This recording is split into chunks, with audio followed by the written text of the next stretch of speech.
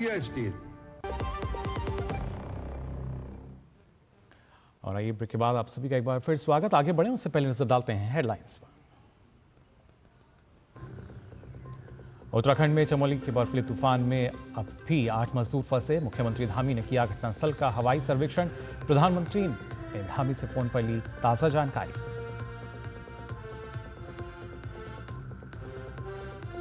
प्रधानमंत्री मोदी आज कृषि और ग्रामीण समृद्धि पर वीडियो कॉन्फ्रेंस के जरिए बजट बाद वेबिनार में होंगे शामिल। बजट घोषणाओं के कार्यान्वयन के लिए चर्चा और रणनीति तैयार करना है उद्देश्य।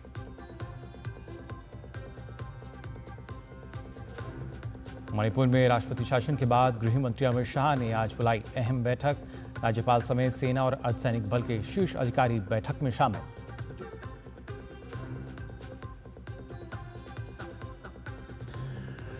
व्हाइट हाउस में ट्रंप ज़ेलेंस्की के बीच तीखी बहस के बाद बीच में ही बैठक छोड़कर लौटे यूक्रेन के राष्ट्रपति। ट्रंप की दो टूक, रूस के साथ समझौता करे यूक्रेन वरना अमेरिका नहीं देगा साथ।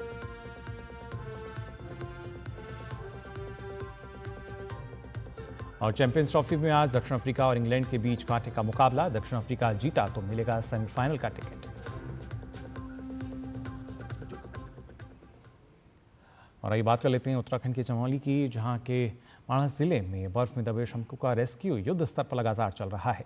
मुख्यमंत्री पुष्कर सिंह धामी ने अब से थोड़ी देर पहले घटनास्थल का हवाई सर्वे भी किया और रेस्क्यू ऑपरेशन की समीक्षा भी की। इसके बाद पुष्कर सिंह धामी जोशीमठ पहुंचे। जिन प्यारू कर्मियों को बचाया गया है उनमें से 3 का जोशीमठ के आर्मी अस्पताल में इलाज चल रहा है। आज सुबह 9 बजे तक कुल 47 श्रमिकों को रेस्क्यू किया जा चुका है, जबकि बाकी 8 की लगातार खोज की जा रही है। सेना और आईटीबीपी की टीम ने इस काम में अपनी पूरी ताकत झोंक दी है। घायलों का इलाज भी चल रहा है। गंभीर रूप से घायलों को बेहतर इलाज के लिए एयरलिफ्ट कराया जा रहा है। हिमस्खलन के बाद पूरे रेस्क्यू ऑपरेशन पर प्रधानमंत्री नरेंद्र मोदी की नज़र है। आज सुबह पीएम मोदी ने ताज़ा हालात की जानकारी के लिए मुख्यमंत्री पुष्कर सिंह धामी से फ़ोन पर बात भी की। इस बारे में खुद धामी ने सोशल मीडिया एक्स पर बताया कि प्रधानमंत्री ने फ़ोन पर बात कर जनपद चमोली के माणा में फंसे श्रमिकों को सुरक्षित निकालने के लिए चलाए जा रहे रेस्क्यू ऑपरेशन की जानकारी ली है। साथ ही उन्होंने प्रदेश में हो रही बारिश और हिमपात की स्थिति पर भी विस्तृत जानकारी ली। इस दौरान प्रधानमंत्री ने केंद्र सरकार की ओर से किसी भी आपात स्थिति से निपटने के लिए हर संभव सहायता प्रदान किए जाने का आश्वासन दिया।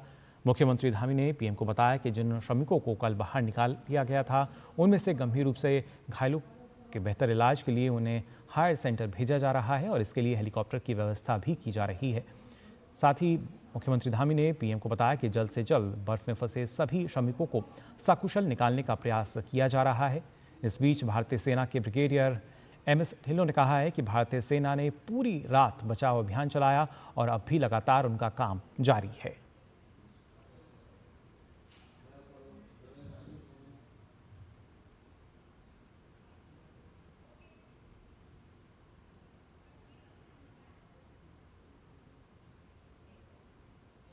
तो लगातार रेस्क्यू ऑपरेशन चल रहा है। वहीं जम्मू कश्मीर में 3 मार्च तक तेज बारिश और बर्फबारी की संभावना जताई गई है। मौसम विभाग ने कहा है कि 2 और 3 मार्च तक कुछ स्थानों पर खुसरो ने भारत को उस दौर की दुनिया के तमाम बड़े देशों से महान बताया। उन्होंने संस्कृत को दुनिया की सबसे बेहतरीन भाषा बताया। गुलामी के लंबे कालखंड में जब इतना कुछ तबाह किया गया, अगर आज हम अपने अतीत से परिचित हैं तो इसमें हजरत खुसरो की रचनाओं की बड़ी भूमिका है। इस महोत्सव में प्रधानमंत्री ने हस्त निर्मित वस्तुओं को बढ़ावा देने वाले टीईएच बाजार का भी जायजा लिया, जिसमें एक जिला एक उत्पाद से जुड़े शिल्प और देश भर के विभिन्न उत्कृष्ट कलाकृतियों के साथ साथ हस्तशिल्प और हथकरघा पर लघु फिल्में आदि प्रदर्शित की गई हैं। Bureau report, DD news. और फिलहाल बुलेटिन में हम यहाँ रुक रहे हैं। एक और छोटे से ब्रेक के लिए जल्द लौटते हैं।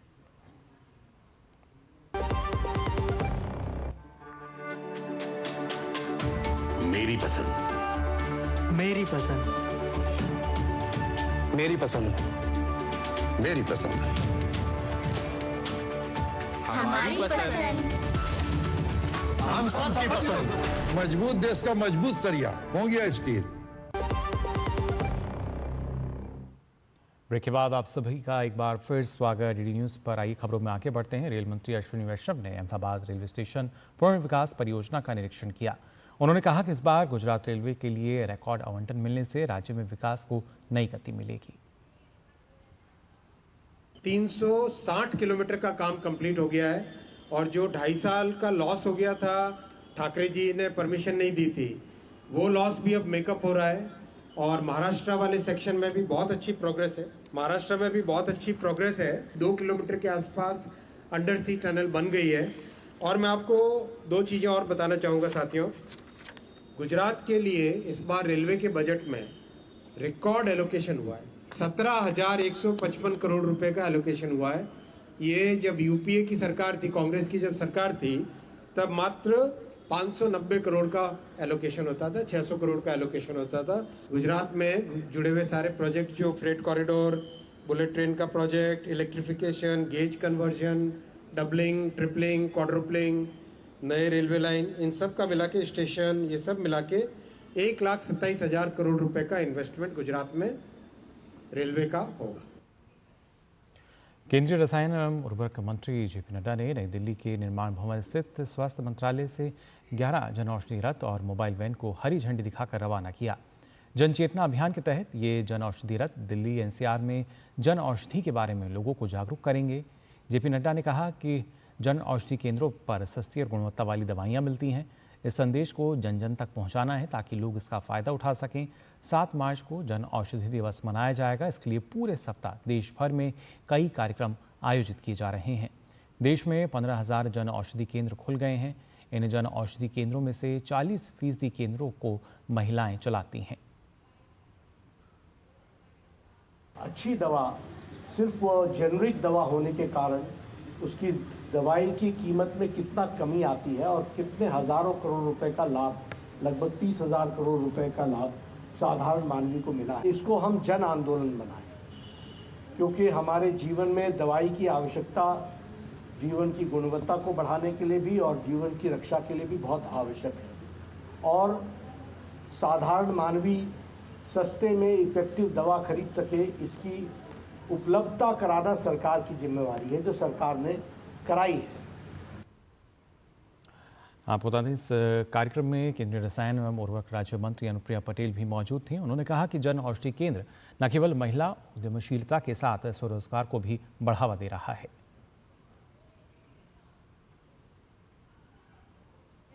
और जन औषधि केंद्र न केवल क्वालिटी और अफोर्डेबल मेडिसिन्स उपलब्ध कराने का एक बहुत बड़ा माध्यम बने हैं, बल्कि उद्यमिता को, स्वरोजगार को भी बढ़ावा इन केंद्रों के माध्यम से मिला है। आज इसका जो फ्रेंचाइजी मॉडल है, उसमें खास तौर से हमारे देश के कोने कोने से जो 15,000 केंद्र खुले हैं, उसमें 40% के करीब महिलाएं हैं जो आगे आई हैं और आज इन जन औषधि केंद्रों की स्थापना भी कर रही है, इसका संचालन भी कर रही है।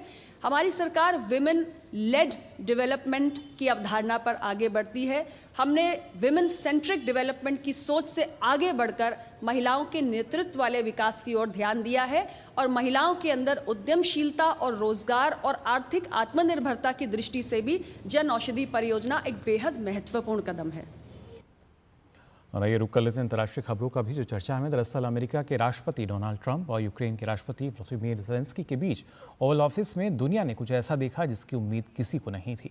रूस यूक्रेन के बीच शांति समझौते को लेकर जिस तरीके से दोनों के बीच जो बैठक है वो आयोजित की गई थी और उस बैठक में कहीं ना कहीं थोड़ी सी जो बहस है वो भी देखी गई, जिसके बाद जो बैठक है रद्द कर दी गई। और उससे पहले आपको बता दें, वित्त मंत्री निर्मला सीतारमण सिविल ऑडिट दिवस समारोह की अध्यक्षता कर रही हैं। आइए सीधे ले चलते हैं आपको वहाँ।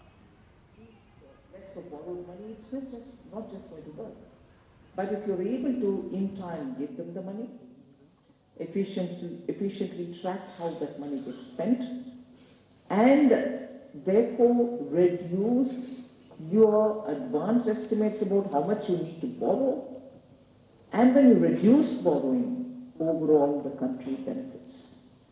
When you say to an ordinary citizen, it may not fly as much as you would say, I've given you an income tax rebate.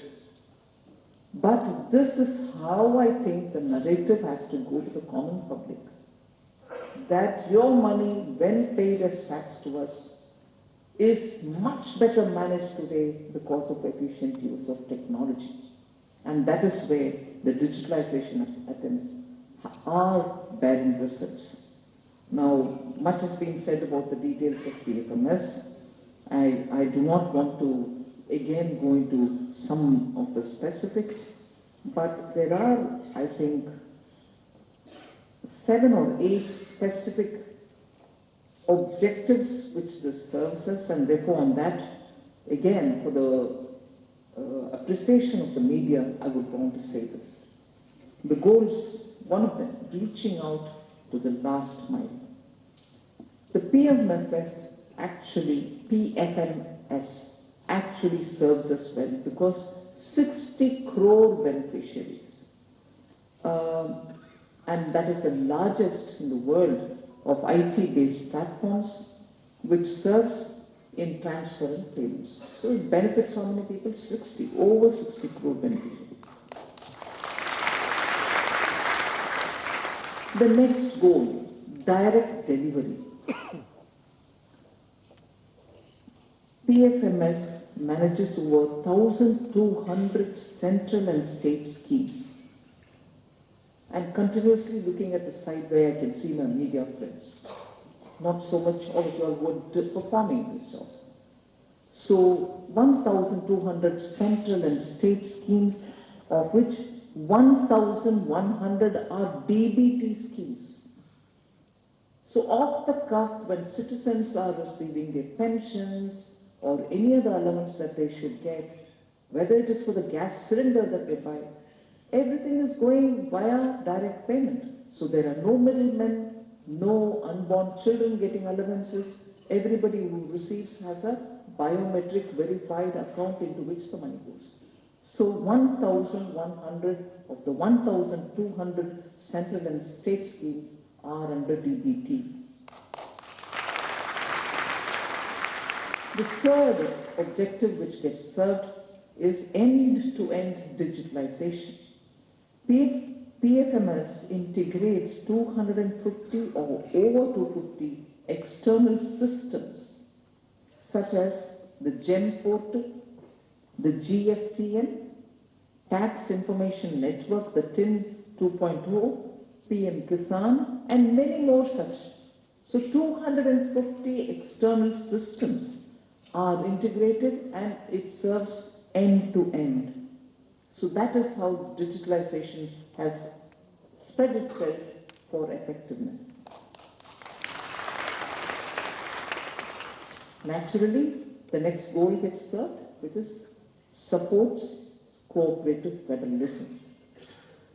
Now again, when we talk about PFMS integrating systems, what better example can there be of cooperative federalism if only we recognize all 31 state treasuries and 40 lakh or over 40 lakh program implementing agencies.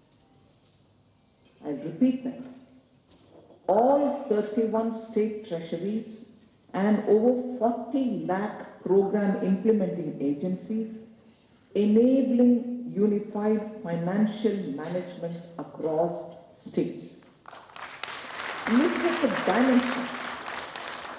Just look at the dimension of this. A country with over 140 billion population, a country which is the largest democracy, but yet has provincially elected governments. All their systems are integrated and managed by our friends here. So what does this goal serve us for? It's not just bringing the financial management across the states on board to one platform, standardizes reporting mechanisms. So it's not as if one agency is giving one reportage, which is very different from somebody else. Everything is now formatted well, and you're getting it. Why is it important? This reportage is on the taxpayers' money, how it was sent, how it was received, how it is getting spent, who are the beneficiaries. If there is a unified way and a uniform way in which information is spreading, is it not good for transparency? improved fund tracking, and enhanced fiscal coordination. So the next objective, network of networks. तो वित्त मंत्री निर्मला सीतारमण जो कि civil audit दिवस समारोह में अपना संबोधन दे रही थी, उन्होंने बताया कि इस तरीके से प्रौद्योगिकी तकनीक की अगर बात की जाए तो आर्थिक विकास में एक अहम भूमिका उसकी नज़र आ रही है, जिस वजह से कहीं ना कहीं पारदर्शिता जो है वो बढ़ी है और उसकी वजह से विश्वसनीयता जो है वो बढ़ती नजर आती है। फिलहाल के लिए इस बुलेटिन में बस इतना ही, लेकिन देश और दुनिया की तमाम खबरों के लिए आप देखते रहिए DD न्यूज़। मुझे दीजिए अनुमति। नमस्कार।